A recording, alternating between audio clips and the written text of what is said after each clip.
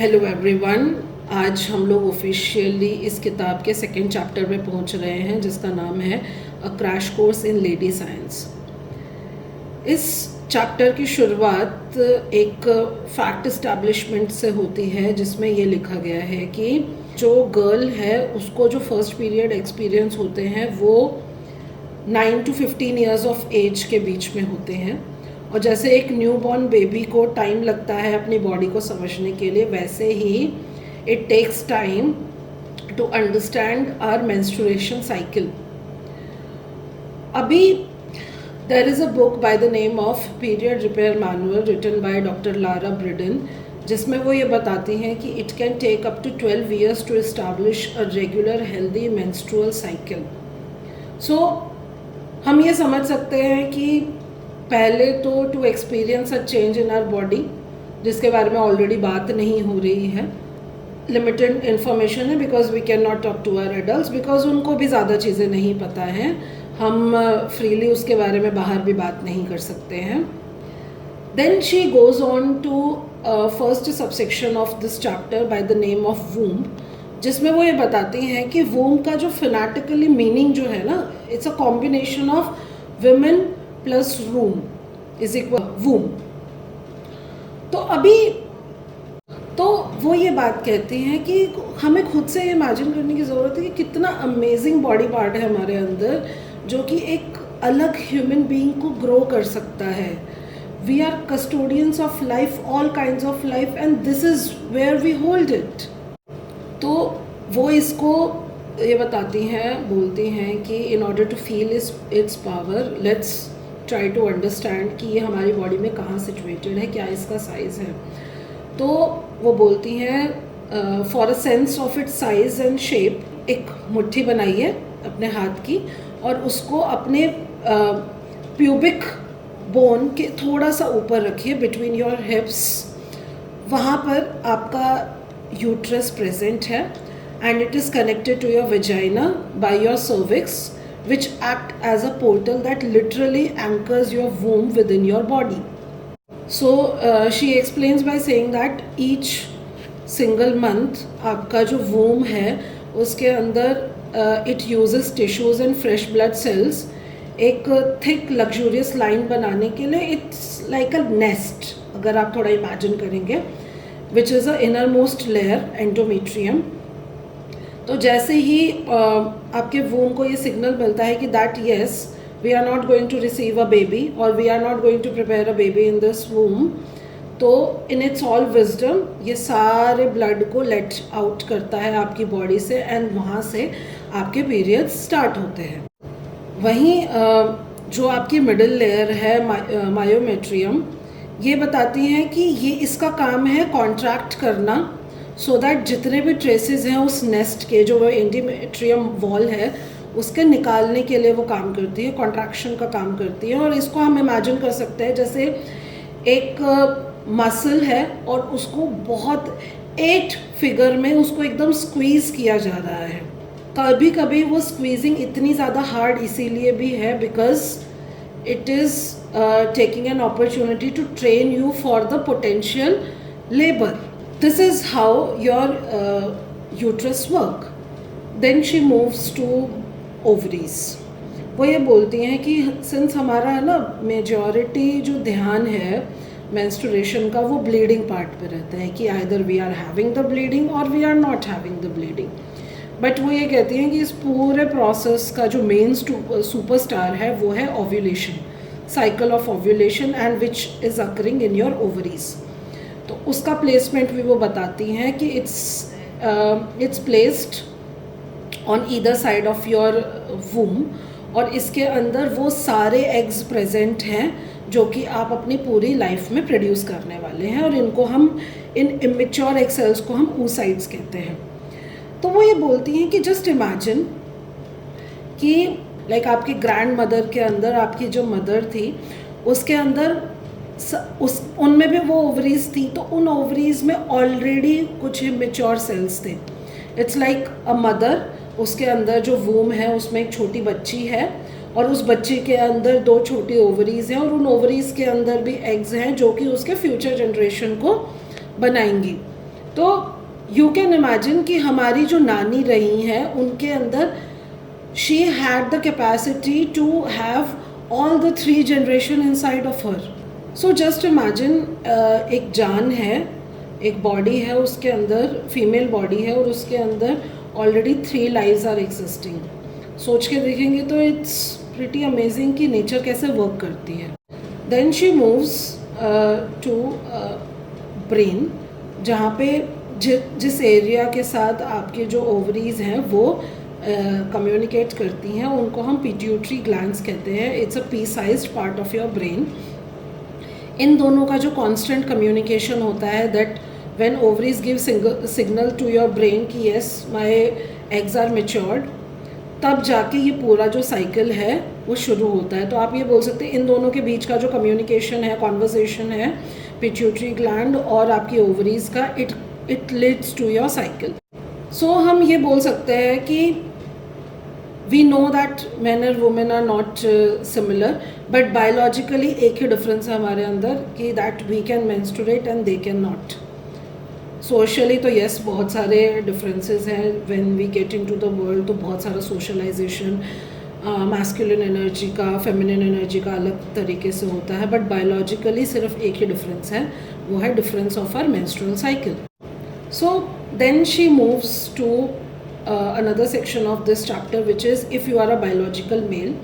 इसके अंदर वो ये समझाती हैं कि यूट्रस के अंदर, वूम के अंदर जो टिश्यूज़ ओवरीज बनाने के लिए रिस्पॉन्सिबल हैं वो एक मेल में टेस्टिकल्स बनाने के लिए रिस्पॉन्सिबल हैं और यही टेस्टिकल्स आके जाके टेस्टोस्टेरोन्स को रिलीज़ करते हैं and they also create some kind of cycle in man. Although यहाँ पे थोड़ा सा फ्लक्चुएशन ये है कि हार्मोनल साइकिल जो मेन की है वो फेयरली कांस्टेंट रहती है और इनकी जो साइकिल है वो 1 दिन की होती है, वहीं विमेन की साइकिल 28 दिन की होती है. सो वो इनकी टेस्टोस्टेरोन साइकिल को भी समझाती हैं. वो ये कहती है जो टेस्टोस्टेरोन का जो लेवल है वो मॉर्निंग में सबसे ज़्यादा होता है, तो it gives them sexual desires and also ability to focus. Afternoon में जाते जाते ये थोड़ा ड्रॉप होने लग जाता है. तो ऐसा बोलते हैं कि it is the best time to have group work with them because now they are like कि येस ऐसा नहीं है कि मैं सारा काम खुद कर लूँगा, आई नीड हेल्प. तो वहाँ पे ग्रुप वर्क करना उनके लिए ज़्यादा बेहतर होता है, आराम होता है. एंड वहीं जो टेस्टोस्टेरोन का लेवल है नाइट में लोवेस्ट होता है इनका, तो ये बोलते हैं कि it is the best time to have difficult conversation with them. But हम ये भी बोल सकते हैं कि इट्स नॉट लाइक कि हमेशा ऐसा ही होता है because we are living in a man's world और if you are a man in a man's world तो आप कभी भी कुछ भी कर सकते हैं. It's up to you. So वो इस मैन्स वर्ल्ड के थोड़े एग्जाम्पल भी पुट ऑन करती हैं. वो ये कहती हैं कि किसी भी आप एयर कंडीशनिंग बिल्डिंग के अंदर जाएंगे तो वहाँ पे जो थर्मोस्टैट्स होते हैं, एसी होते हैं, उनको मैन के कंफर्टेबल टेम्परेचर के साथ रखा जाता है. ऑल्सो अगर कोई न्यू मेडिसिन मार्केट में आई है तो आप ये रियश्योर कर सकते हैं खुद को कि it has been tested on man. So वहीं इन मेडिसिन के ट्रायल के बारे में वो ये कहती हैं कि बहुत रिसेंटली तक जो ड्रग्स ट्रायल थे सिर्फ मेन पर होते थे बिकॉज उनको एक बायोलॉजिकल नॉर्म की तरह देखा जाता था या बायोलॉजिकल स्टैंडर्ड आप कह सकते हैं. वहीं वुमेन को एक हार्मोनल एनोमलीज की तरह देखा जा रहा है कि इनके अंदर बहुत सारे हार्मोन्स हैं, तो यहाँ पे जो डोसेज है आपको चेक करनी पड़ेगी, तो इसलिए स्मॉलर डोसेज विमेन को दी जा रही है because as if they are smaller men. ये प्रॉब्लमैटिक यहाँ पर इसीलिए हो जाता है because there have been studies which have found out that women respond differently to disease. So ये जो पूरा डिफरेंस है ये डिफरेंट साइकिल्स का ही है. तो एज अ रिज़ल्ट क्या हो रहा है, चाहे आप मेल हो, चाहे आप फीमेल हो या आप नॉन बाइनरी हो, आपको मेल साइकिल के साथ ही ऑब्लिगेटेड रहना पड़ेगा और कोई ऐसा रूम नहीं है जहाँ पे इस डेविएशन को अप्रिशिएट किया जाएगा because we are expected to be the same every single day. So वहीं if you are a biologically female तो हमें ये पहले तो ये समझना ज़रूरी है कि as a man we can not be same all day. ऐसा नहीं होगा कि हम कल सुबह उठते हैं और हम बिल्कुल रिन्यू फील करेंगे, रिफ़्रेश फील करेंगे एज मैन डज. हमारा जो साइकिल है it is not ruled by the sun but by the moon. दो मेजर हार्मोनल इवेंट्स होते हैं, एक होता है ओव्यूलेशन, दूसरा होता है मेंस्ट्रुएशन। दो ही कंडीशन हो रही है पूरे महीने में हमारे साथ, either we are experiencing the menstruation और we are preparing for it. इसीलिए पूरे मंथ आप सिर्फ 4 तरीके से ही बिहेव कर सकते हो, और उसको आगे जाके लूसी पीच बताती है कि इस 4 वेज को हम अपनी साइक्लिकल सुपर पावर में कैसे कन्वर्ट कर सकते हैं। वो ये कहती हैं कि it is not that weird that this isn't the common knowledge, because man ने कभी इसको इम्पॉर्टेंट चीज़ समझा नहीं, एटलीस्ट नॉट फॉर देम। तो this is the real reason why people think female hormones are crazy and complicated, because उनको idea ही नहीं है। ट्रू कॉम्प्लिकेशन यहाँ पर कहाँ से आ रहा है कि we are expected to behave कि हमारे पास फीमेल हॉर्मोन्स है ही नहीं। और इसको समझाने के लिए लूसी पीच एक एनालॉजी देती हैं कि ऐसा इमेजिन कीजिए कि एक रिवर फ्लो कर रही है और आपको बोला जाए कि बहाव के ऑपोजिट आपको स्विम करना है, और अगर आपने स्विम नहीं किया तो आपको लेबल कर दिया जाएगा irrational, unpredictable, too emotional, sensitive and too much. Lucy Peach ये कहती हैं कि ये सारे जो कॉन्वर्जेशन है ना, ये कुछ लोगों के लिए अनईजी हो सकते हैं, बिकॉज बाय एक्नॉलेजिंग कि we are govern by our female hormones and that affects our energy level और इमोशन, तो हम इस चीज़ के लिए भी वल्नरेबल हो जाएंगे कि हमें सिर्फ एक बायोलॉजी के साथ टाई अप कर दिया जाएगा, तो और इसके लिमिटेशंस को परसीव करना, उसको बड़ा बनाना हम स्टार्ट कर देंगे, और जिसकी वजह से बाकी काम दुनिया में नहीं हो पाएंगे। जिस वो बोलती हैं, और ऐसे डिबेट्स ऐसा नहीं है कि आज हो रहे हैं, ये हमेशा से होते आए हैं, because when we talk about equality, बहुत सारे हमारे फेमिनिस्ट ने इस पे वर्क किया है to prove that women are equal, competent and deserving of the corner office और टॉप जॉब। बट उसके साथ एक और कंडीशन जो सोसाइटी है वो पुट ऑन करती है कि अगर आपको ये सारी चीज़ें चाहिए तो you have to act like a man. Author हमें ये भी बताती हैं कि हमेशा से क्या रहा है कि जो वाइट मैन है उसको बायोलॉजिकली डिफ़ॉल्ट सेटिंग की तरह कंसिडर किया जाता है कि ये एक बायोलॉजिकल स्टैंडर्ड है, हिस्टोरिकली भी अगर हम इसको पढ़ेंगे। बट वो ये कहती हैं कि in first few weeks of pregnancy, specially 6 weeks के around, girls and boys, men and women are same. उसके बाद 6 वीक्स के बाद आपके जीन्स और हार्मोन्स गाइड करते हैं बच्चे की बॉडी को कि उसको मेल ऑर्गन्स को डेवलप करना है या फीमेल ऑर्गन्स को डेवलप करना है। सो यहाँ पर जो लूसी हैं वो ये कहना चाहती हैं कि female development is not a deviation from male norm, human development begins from a same common point. वो यहाँ पर चार्ल्स डार्विन के बारे में बात करती हैं। चार्ल्स डार्विन ने एक आइडिया यहाँ पर दिया कि ऑफ कोर्स अर्ली लाइफ थी, it existed in oceans and ocean tides are influenced by moon.